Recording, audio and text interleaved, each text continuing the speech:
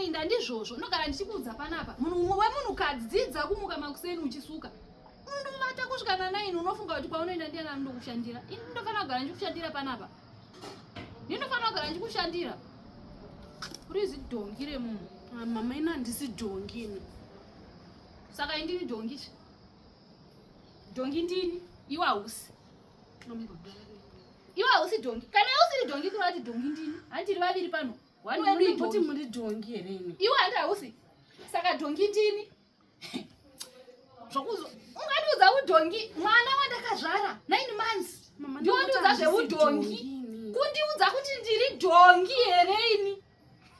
Ndanifonera hazvanzi yangu. Mama ini ndangoti handisi dhongi. Ndozvandangotaura tetemi.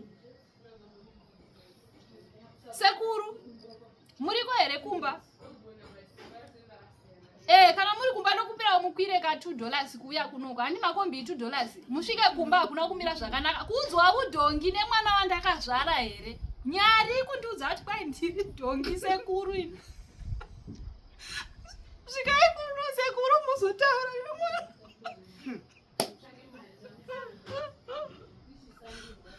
Fonere mwanome. Mama mune drama mashowo. Ndamboti muri dhongi here ini. Mama nati muri dhongi here ini. Mai ukai, mwanome wangu noti asi mashura.